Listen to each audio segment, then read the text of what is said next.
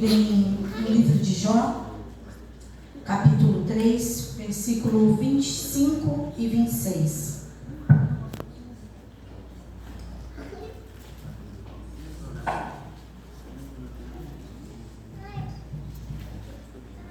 Amém? Porque o que eu temia me veio, e o que receava me aconteceu. Nunca estive descansado, nem sosseguei, nem repousei, mas veio sobre mim a perturbação. Essa palavra hoje eu estava pela manhã fazendo meu devocional e o Senhor me levou até essa mensagem e eu comecei a meditá-la e me lembrei de como a gente pode dizer, não é um título, né? Mas de algo que a gente pode colocar bem sério, como é a gente enfrentar os nossos temores. E aí eu também lembrei da última palavra que o pastor Silvio pregou sobre Jó, né? Todo aquele momento em que ele passou, em momento algum, a Bíblia nos relata que houve falta de fé da parte de Jó. Mas ele era humano, ele era falho e ele era homem. E como todos nós temos nossos temores, nossos medos.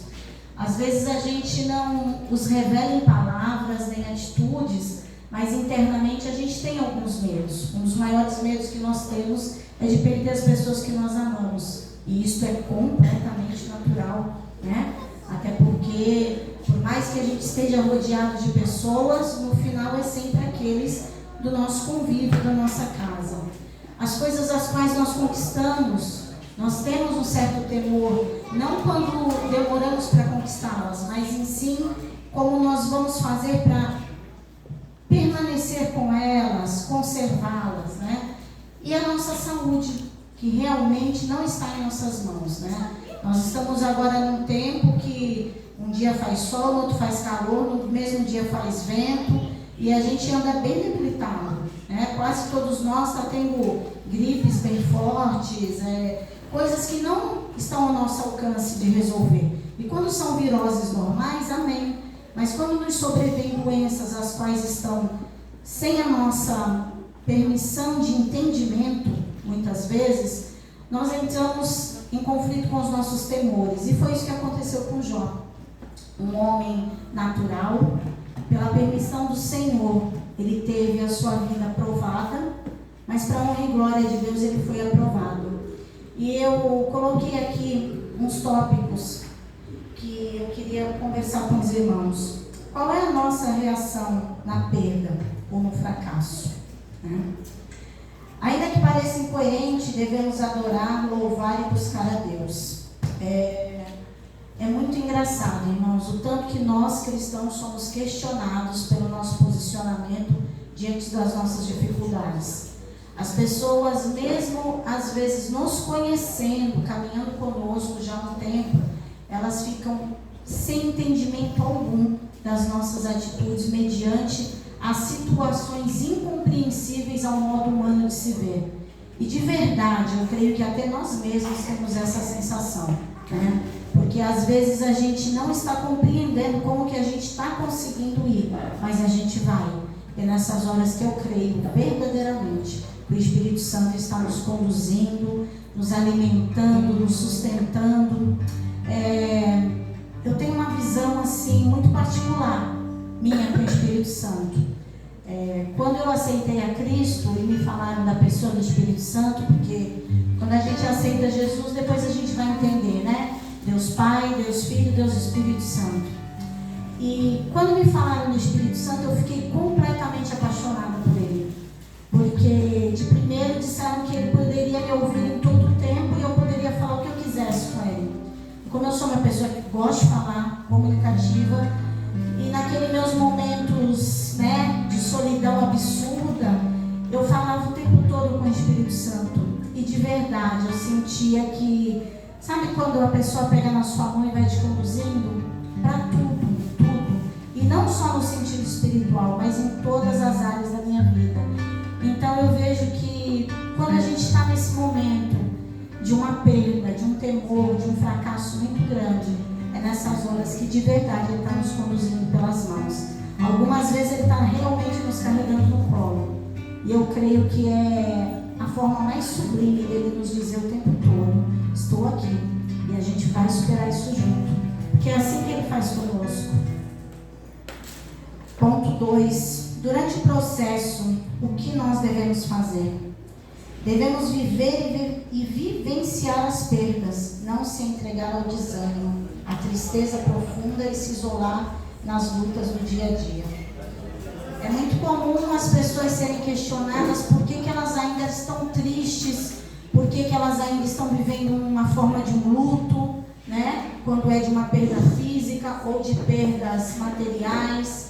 A pessoa às vezes perde um trabalho, perde várias coisas. Cada um de nós tem um conceito também de perda. E às vezes as pessoas questionam isso. Ah, mas já passou o tempo. Irmãos, cada um de nós tem um tempo. Sendo de uma forma saudável, vivencia isso, sabe? Não atropela a tua alma, não atropela os teus sentimentos, mas busque sempre no Senhor. Aí a incoerência é que quando a gente está fazendo isso, sempre tem um para chegar e falar assim: nossa, ainda está chorando, mas agora está rindo. Meu irmão, não dê ouvidos para o outro, não. Dê ouvidos para o teu coração e para o que o Senhor testifica de você com Ele. Porque só Deus sabe a perda e a dor de uma pessoa. E nisto, ninguém tem o poder de entender o que se passa dentro de um coração. E por último, e quando passar essa fase, quem somos? Eu creio que quando passa toda essa fase, irmãos, de perda, da permanência da perda, durante a perda, não é que vem a fase de superação, vem a fase do reconhecimento da nossa insignificância e do quanto nós necessitamos de Deus. E aí sim, o mundo aí fora fica dizendo: ah, mas vocês são fortes. Ah, mas você tem uma resiliência. Ah, mas eu não consigo como você. Irmãos, nós sabemos também que nós não conseguimos. Mas nós sabemos que com Ele, por Ele, para Ele, realmente são todas as coisas. E quando nós levantamos de manhã da nossa cama, agradecemos por mais um dia, um fôlego de vida, que é um privilégio, nós só temos a agradecer a Deus. Amém. Põe para mim os Salmos, por favor. Salmos 112, versículo 1 e 7.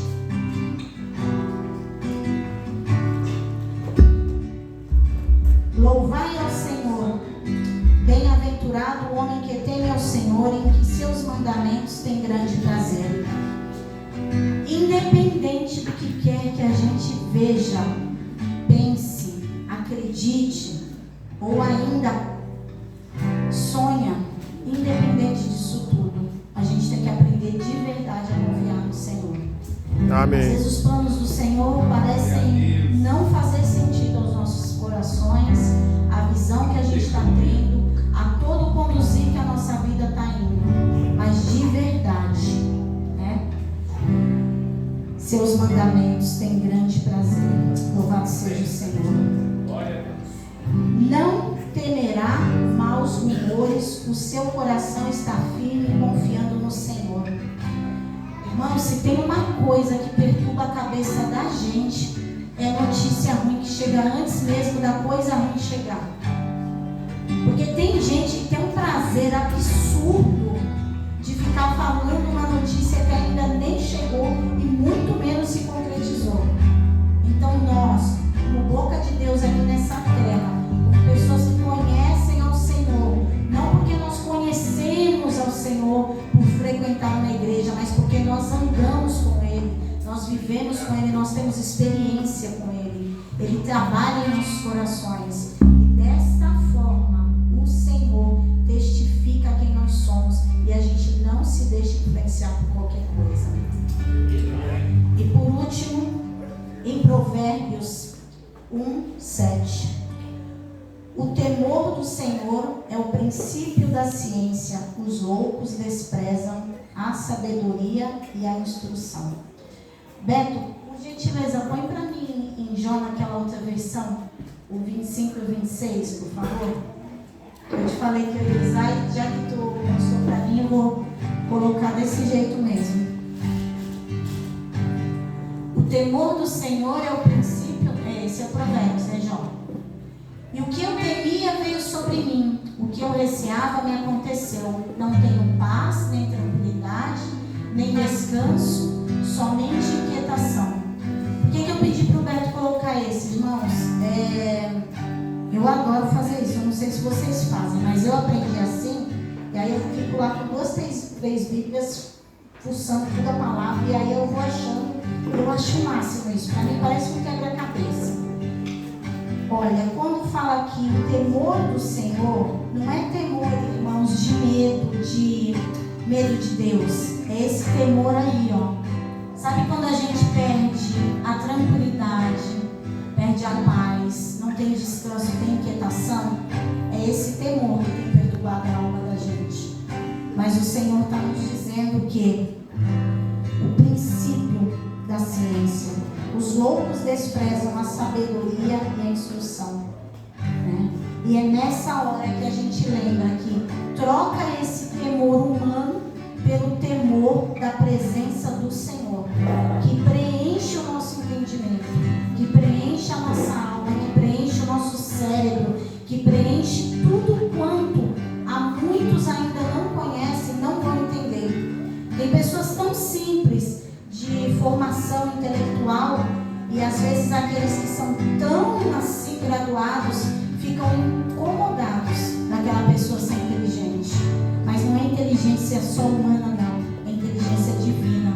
E a essa inteligência que o Senhor tem aí, ó, de livre-arbítrio, todo acesso para cada um de nós. Aleluia. Que hoje a gente possa adorá-lo, sejam quais forem as circunstâncias, sejam quais forem as situações, tendo ou não condições, dando certo ou não, a gente está aqui. Porque a gente não faz isso pelas coisas que nós possuímos, mas já pelo que nós já recebemos, que é a salvação eterna do nosso Senhor Jesus Cristo. Aleluia. Amém.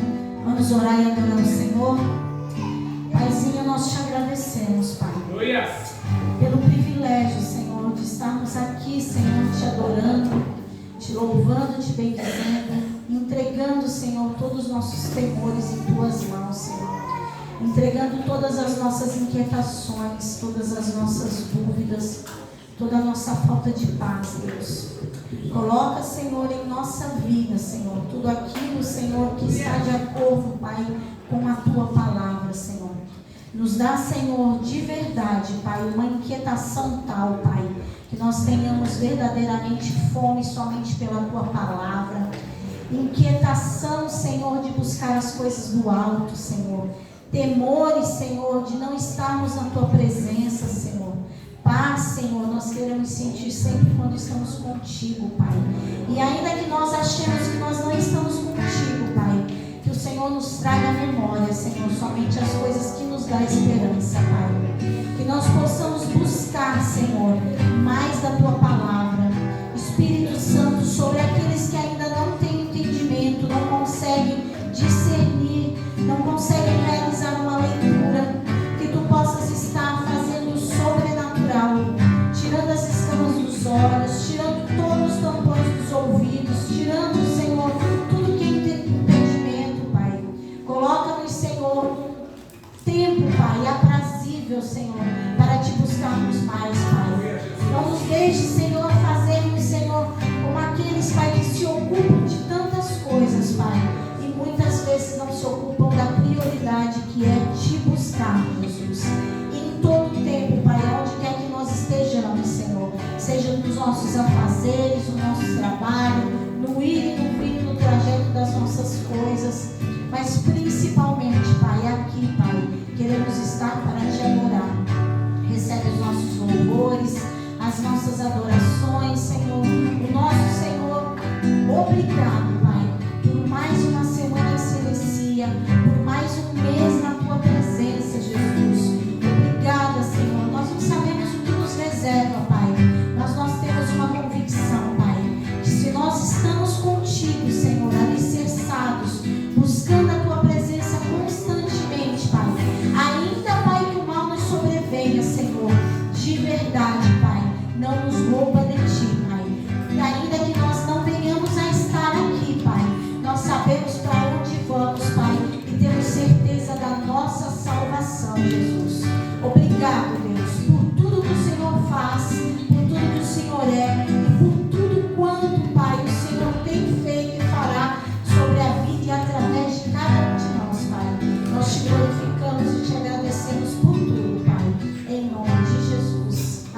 Amém.